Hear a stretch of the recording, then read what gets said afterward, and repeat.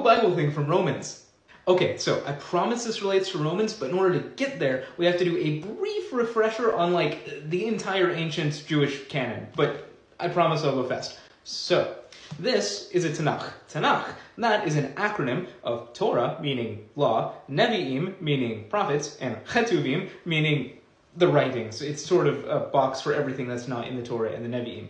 Okay, this is their Old Testament. If you look at the books that are in this, and I'm sure you can't read the little stickers I have on there, but if you look at the books in here, you will find it's the exact same collection of books that we have in our Christian Old Testament. The difference is the order. Both ancient and modern Judaism separated their Old Testament among the law, prophets, and writings in the Tanakh.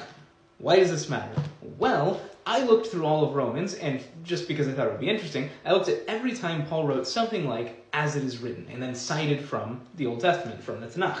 And when he does that, there's a really interesting distribution of citations. In fact, he references the Psalms 9 times, Isaiah 8 times, Deuteronomy 4 times, and then no other book in the Old Testament more than once. The only other 3 citations are one reference each to Proverbs, Job, and Hosea. Bear in mind, by the way, I'm only counting when Paul explicitly cited something as it is written, rather than his paraphrases. But the distribution seems rather intentional, because we have 3 books referenced 9, 8, and 4 times, and the entire rest of the Tanakh, the whole rest of the Old Testament, is referenced a total of 3 times. So, what's Paul doing? He's saying that no matter where they turn in the Old Testament, whether to the Torah, the Law, the Nevi'im, the Prophets, or the Ketuvim, the writings, they're gonna get the same answer, that it supports his argument in Romans. If you look at the Torah and you had to pick one book as sort of a representative book of the Torah, you would pick Deuteronomy because it summarizes the rest of the Torah. It's a speech given by Moses to summarize the law that he's given to the ancient Israelites. If you wanted to pick a representative book from the Nevi'im, the prophets, the obvious choice would be Isaiah because he's the longest of the major prophets